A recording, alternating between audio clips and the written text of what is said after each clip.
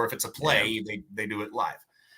But that's when directing clicked for me. And I found that because of my music background and my passion for music, music was such a killer, like, source of inspiration for me and a really big part of my directing process. When I direct a play, which I still do professionally from time to time, the first thing I do is I make a playlist.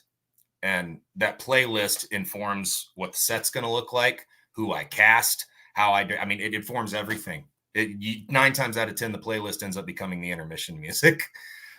So I basically used that same process for overnight. And as I started working with the musicians, or I knew what song they were giving me, or I started getting songs that they'd created specifically for it back, dude, I went back to the script and started rewriting. Once I started getting music, I rewrote. Sieve completely changed everything. Once I had Bottom of the Wells lyrics, that changed everything. I went back and I rewrote. I think I even changed what I used it for. Yeah. And same thing with Sam, you know, like the way I shot the opening credits, I had the song, you know, the song came out like a year before I shot that. So yeah, I shot to that, you know. The soundtracks were done long before the movie was. And so I built everything. I mean, it's almost like shooting a 2-hour-long music video to that with some traditional dialogue scenes interspersed, you know? So yeah, the music is really the thing. The music drives it. The music's everything. You know, it does. I can't give it enough praise, honestly, man. I've been sitting here listening to it, and I was like, the soundtrack is so fucking good. Thanks, like, man. Even if you don't watch the movie, like, listen to that soundtrack, because sonically, that thing like sucks you in.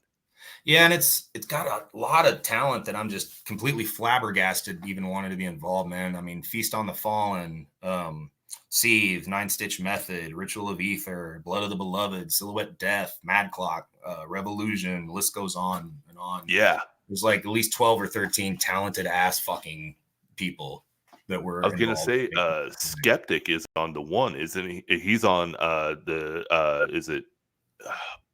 He's on Sun and Moon, but then also there's on the second soundtrack album, on the Moon album, there's the very last MZNZ song ever recorded, actually, which is, it's a nod to David Lynch. It's a nod to Twin Peaks. It's called I Want All My Garmin Bosia.